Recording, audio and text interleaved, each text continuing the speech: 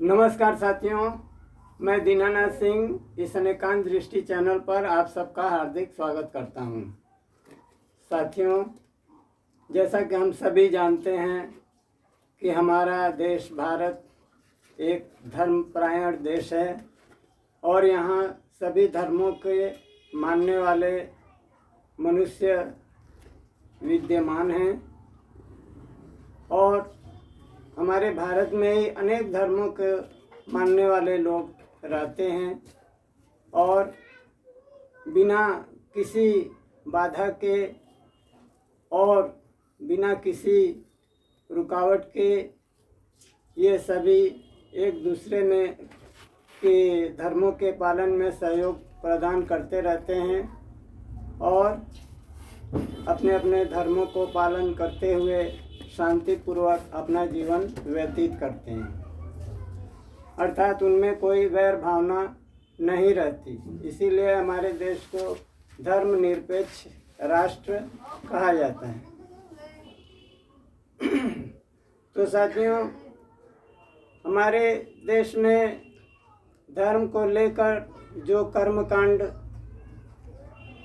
और भक्ति मार्ग बताए गए हैं उनमें हम देखते हैं कि वह काफ़ी खर्चीला और शक्ति का अपव्यय करने वाला है। जन साधारण के लिए एक सहज मार्ग होना चाहिए जिससे कि सब लोग आसानी पूर्वक उस मार्ग तक चलकर परमात्मा की प्राप्ति कर सकें। तो गीता में भगवान श्री कृष्ण ने दो मार्ग बतलाएं, एक कर्म मार्ग और एक ज्ञान मार्ग। कर्म मार्ग में हम सभी कर्मों को करते हुए उसका जो फल है परमात्मा को समर्पित करते हैं और फल की चिंता न करते हुए अपने कर्मों में जो है अपना व्यवहार करते हैं और उसका पालन करते हैं। हमें कर्म फल की चिंता नहीं करना चाहिए और कर्म करते हुए परमात्मा को स्मरण करते रहना चाहिए। इसी को ही भगवान कृष्ण ने कर्मयोग कहा है। और ज्ञान योग में परमात्मा के स्वरूप को केवल स्मरण करना ही कहा गया है। तो उनका स्वरूप क्या है उसे जानने के लिए हमें गहन अध्ययन की, अभ्यास की आवश्यकता पड़ती है, क्योंकि यह जितना सहज पढ़ने में सुनाई देता है या पढ़ने में लगता है कि आसान है, वैसा है नहीं। यह अपितु बहुत ही कठिन मार्ग है। तो कर्म योग का आचरण करने के पश्चात ही हमें ज्ञान योग की तरफ बढ़ना चाहिए, क्योंकि ज्ञान मार्ग में जो है मन को वश में करने की अत्यंत आवश्यकता होती है। जब तक मन वश में न रहे तो हम योग का रसास्वादन नहीं कर सकते। हमारे पास ऊर्जा होनी चाहिए अज्ञात लोकों में जाने के लिए और अज्ञात चीज़ों को समझने के लिए, रहस्यों को जानने के लिए अतिरिक्त ऊर्जा की आवश्यकता होती है। लेकिन हम देखते हैं कि हमारी ऊर्जा हमारे दैनिक कार्यों में ही समाप्त हो जाती है, उसमें भी हम लोग थक जाते हैं। तो कौन अज्ञात लोगों की यात्रा करे और अज्ञात चीज़ों की जानकारी प्राप्त करने की चेष्टा करें। उसके लिए हमें अत्यंत ही शक्ति की आवश्यकता पड़ती है। तो इसके लिए अभ्यास ही परम आवश्यक है।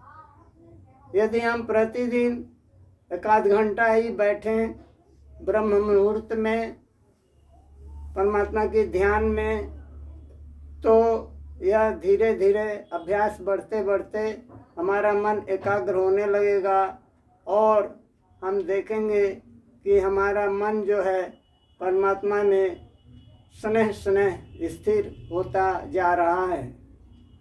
जैसे जैसे हम अभ्यास बढ़ाएंगे हम परमात्मा में संयुक्त हो सकेंगे और तभी हम योग का रसास्वादन कर सकते हैं, उससे संयुक्त होकर परम आनंद की प्राप्ति कर सकते हैं। जिसके पास अतिरिक्त ऊर्जा है वह अज्ञात लोकों की यात्रा कर सकता है, जिसके पास अतिरिक्त धन है वह मंगल ग्रह पर जा सकता है, चंद्रमा पर जा सकता है, कहाँ कहाँ जा सकता है।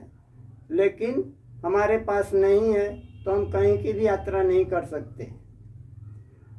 तो कहा ना कि इन सब को पाने के लिए हमें परम अभ्यास की आवश्यकता है। अभ्यास छोड़कर और किसी चीज़ की आवश्यकता नहीं है, क्योंकि यह जो लक्ष्य है, योग का लक्ष्य केवल मानसिक शक्ति के बल पर ही हो सकता है। इसमें शारीरिक कष्ट की उठाने की कोई आवश्यकता नहीं है। हाँ, मन को परम एकाग्र करके ही हम शक्ति का संचय कर उस अज्ञात की तरफ बढ़ सकते हैं।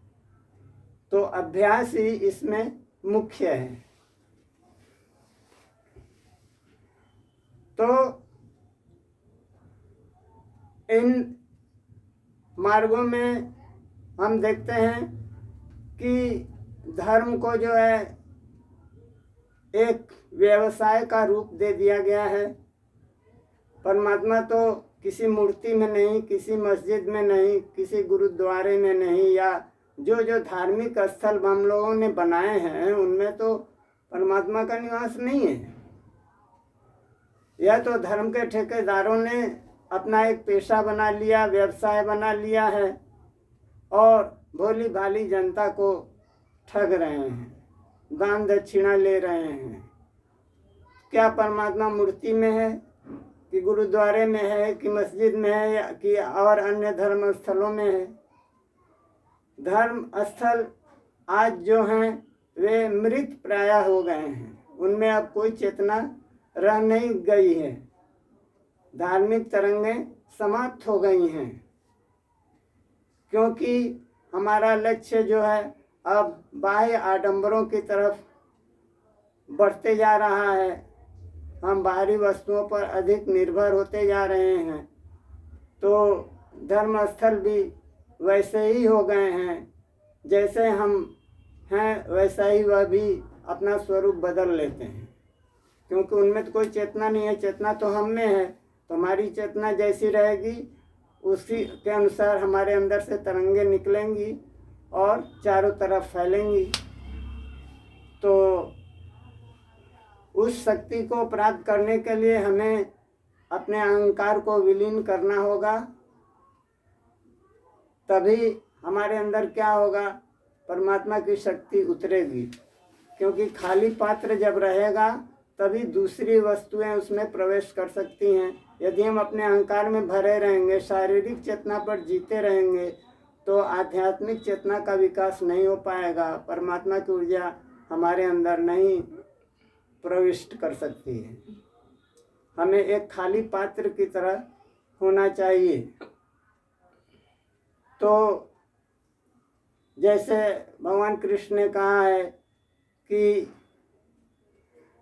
तुम मेरे ही शरण में आ जाओ, मैं तुम्हें सभी पापों से मुक्त कर दूंगा और जीवन मरण से मुक्त होकर तुम मुझे ही पालोगे। तो ये श्री कृष्ण क्या हैं? ये एक खाली पात्र की तरह हैं। इनमें परमात्मा की शक्ति उतरी हुई है, तभी ये ऐसा कह पाए हैं कि तुम मेरी शरण में आ जाओ। क्योंकि यदि ये अहंकार सहित रहते, अहंकारी रहते, तो परमात्मा की शक्ति इनमें नहीं उतरती। ये एक खाली पात्र की तरह हैं, इतने अहंकार शून्य हैं, तभी इनमें जो है परमात्मा की शक्ति उतरी हुई है। तभी ये ऐसा कह पाए हैं कि मामेकम शरणम व्रज अहम तो सर्व पापेभ्यो मोक्षयिष्यामि मा शुचः। अर्थात मेरी शरण में आ जाओ, मैं तुम्हें सभी पापों से मुक्त कर दूंगा। तो कुछ अहंकारी लोग जो है इस मार्ग को अवरुद्ध कर दिया। उन्होंने अपने ईगो को बचाए रखने का प्रयास किया, अपने अहंकार को बचाए रखने का प्रयास किया, और परमात्मा से बचने के लिए उन्होंने परमात्मा को ही बनाना शुरू कर दिया, अर्थात मूर्तियां बनाकर उसकी पूजा प्रारंभ कर दी। तो मनुष्य तो मरण धर्मा है, मरणशील है, मरने वाला है, जन्म और मरण के चक्कर में आने वाला है। तो हमारी जो कृति है, जो चीज़ हम निर्माण करेंगे वह अमर कैसे हो सकती है? जबकि हम स्वयं मरने वाले हैं, तो हमारे द्वारा बनाई गई वस्तु अमर तो हो नहीं सकती। तो हम ईश्वर का निर्माण कैसे करेंगे? ईश्वर तो अमर है। तो यह जो हम मूर्ति पूजा वगैरह करते हैं, यह तो सच्चे ईश्वर की तरफ बढ़ने के मार्ग में एक बाधा है, क्योंकि सच्चा जो ईश्वर है वह इन मूर्तियों में निवास नहीं करता, इन मस्जिदों मंदिरों में निवास नहीं करता, धार्मिक स्थलों में निवास नहीं करता, क्योंकि वह सर्वव्यापक नहीं है। ईश्वर सर्वव्यापक नहीं है। गीता में कहा भी गया है कि अंतरिक्ष के ऊपर परम धाम में मैं स्थित रहता हूँ, वह स्वयं प्रकाशित है, उसे सूर्य और चंद्रमा की रोशनी जो है प्रकाशित नहीं कर पाती, वह स्वयं प्रकाशित है। अर्थात उसमें मेरा अमर ज्योति जो है सदैव जलती रहती है, वही मेरा परम धाम है, जहाँ सभी आत्माओं का निवास होता है, वहीं मैं भी रहता हूँ। और जो मुक्त हुए आत्माएं हैं, वहीं मेरे साथ वे आत्माएं भी रहती हैं। तो वह परम धाम ही जो है परमात्मा का निवास स्थल है, वह अन्य जगहों पर नहीं रहता और सर्वव्यापक नहीं है। जैसे सूर्य आकाश में जल रहा है, तो उसकी प्रकाश की किरणें सारे संसार में फैली रहती हैं, लेकिन सूर्य तो सर्वव्यापक नहीं रहता, वह आकाश में स्थित है। तो उसी प्रकार परमात्मा की शक्तियाँ जो है संसार में फैली हुई हैं, लेकिन वह सर्वव्यापक नहीं है, उसका जो है निवास परम धाम में ही होता है, वह परम धाम में ही स्थित रहते हैं। तो हमें परम धाम में पहुँचने के लिए योगाभ्यास करने की आवश्यकता पड़ती है। तो हमें उनका निर्माण न करके उस आध्यात्मिक चेतना को, परम सत्ता को जानने के लिए अपने अहंकार को विलीन करना होगा और उनसे संयुक्त होने का प्रयास करना होगा, तभी हम उन्हें प्राप्त कर सकते हैं। परमात्मा ने हमें दो द्वार प्रदान किए हैं, एक सहस्त्रार चक्र और दूसरा जो है काम चक्र, अर्थात सेक्स का जो चक्र है वह। तो सेक्स का जो केंद्र है वहाँ भी मनुष्य खो जाता है कुछ क्षणों के लिए उसे आनंद की अनुभूति होती है। और सहस्त्रार चक्र में भी जो है जब साधक समाधि लगाता है तो वह सदा सदा के लिए आनंद में जो है गोते लगाते रहता है, आनंद सागर में विहार करते रहता है। तो ये दो द्वार जो है परमात्मा ने हमें प्रदान किए हैं। तो इन दोनों द्वारों में जो सेक्स का केंद्र है वही हमारे नज़दीक है। सहस्त्रार चक्र को तो हम जान ही नहीं सकेंगे कभी, क्योंकि जब हम सेक्स के द्वार को नहीं पहचान पाते तो सहस्त्रार चक्र को पहचानना तो बहुत दूर की बात है। तो यह जो काम शक्ति है, इसे हमें एक धार्मिक भावना या धार्मिक कर्म के रूप में स्वीकार करना होगा।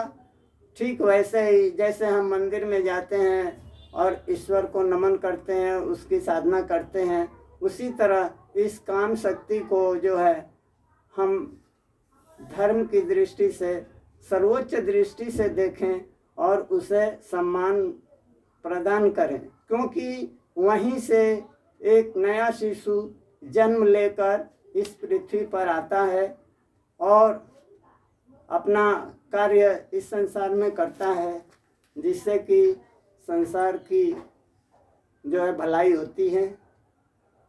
तो हमें इन दोनों द्वारों को जानने के लिए सबसे पहले काम शक्ति को या काम के केंद्र को या सेक्स केंद्र को जानना परम आवश्यक है। इसका हमें अभ्यास करना चाहिए, तभी हम धीरे धीरे सहस्त्रार्थ चक्र की तरफ बढ़ेंगे। क्योंकि जब तक काम की ऊर्जा को हम नहीं पहचान सकते तब तक हमारी कुंडलिनी शक्ति जागृत नहीं होगी। हम बार बार पुनः उसी स्थान पर गिरेंगे, क्योंकि बिना काम शक्ति और बिना इस केंद्र को जाने हुए हम सहस्त्रार्थ चक्र को नहीं जान पाएंगे। तो इन दोनों द्वारों पर ही परमात्मा सदैव हमारी प्रतीक्षा करते रहते हैं, लेकिन न हम काम शक्ति को जान पाते हैं और न तो सहस्त्रार्थ चक्र को ही जान पाते हैं।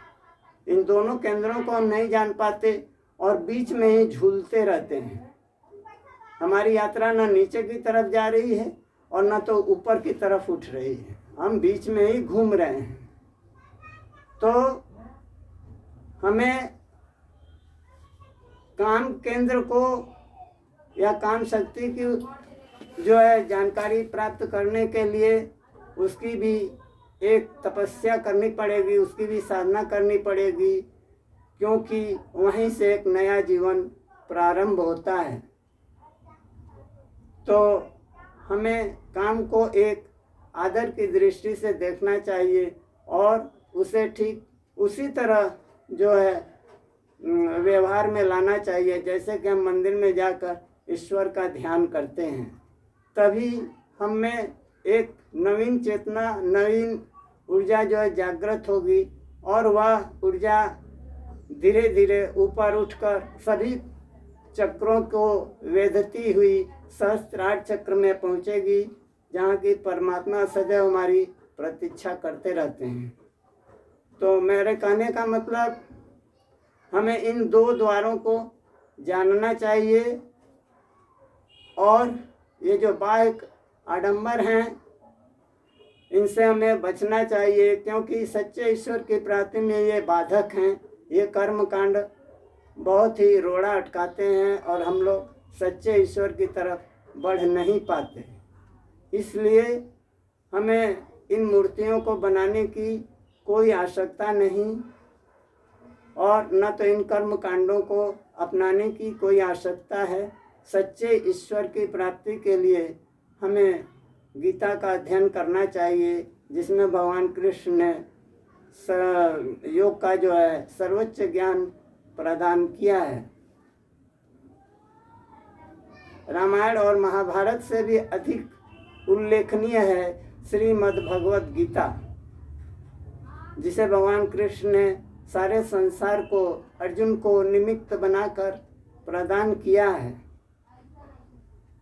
तो यह गीता जो है हमेशा नवीन बनी रहती है, नई बनी रहती है, क्योंकि इसमें हम देखते हैं कि इसके अभ्यास के द्वारा नए नए रहस्य उजागर होते रहते हैं और यह कभी पुराना नहीं पड़ता। गीता सर्वदा ही नई बनी रहती है। तो हमें इसकी जो है प्राप्ति के लिए सदैव सचेष्ट रहना चाहिए और समाधि में स्थित होने का प्रयास करना चाहिए। बहुत से ऐसे लोग हुए हैं जो सेक्स के द्वारा भी समाधि को प्राप्त किए हैं और वही समाधि जो है योग की सच्ची समाधि में भी परिणित हो जाती है, अर्थात वह सहस्त्रार्थ चक्र में पहुंच जाती है। जो हम काम केंद्र के द्वारा, काम शक्ति के द्वारा जो समाधि प्राप्त करते हैं, वही सहस्त्रार्थ चक्र की समाधि में भी उसी समाधि को हम प्राप्त करते हैं। ये दोनों समाधियाँ एक ही हैं। तो हमें काम शक्ति को, काम केंद्र को जानने की परम आवश्यकता है, क्योंकि जिसको हम जान लेंगे तभी उसके बंधन से मुक्त हो पाएंगे। जिसे हम नहीं जाने रहते हैं उसी में बंधे रहते हैं। यदि हम इसका संपूर्ण ज्ञान प्राप्त कर लें तो काम की जो बाधा हमें अनुभव होती है वह काम की बाधा सदैव के लिए दूर हो जाएगी और वह हमारे लिए एक योग का साधन बन जाएगा और सच्चे ईश्वर की प्राप्ति हम कर सकेंगे। और इन कर्म कांडों से हमें मुंह फेर लेना चाहिए, इससे कुछ होता नहीं। तो परमात्मा को तो आप सभी जानते हैं कि वह ज्योति स्वरूप हैं। जैसे सुबह उगता हुआ सूर्य का गोला लाल रंग का होता है, उसी प्रकार परमात्मा भी एक अंडाकार जो है ज्योति की तरह हैं और उसी ज्योति में हमें अपना ध्यान लगाना चाहिए और स्वयं को उसमें विलीन कर देना चाहिए और उनके स्वरूप में स्थित होकर योग का रसास्वादन करना चाहिए।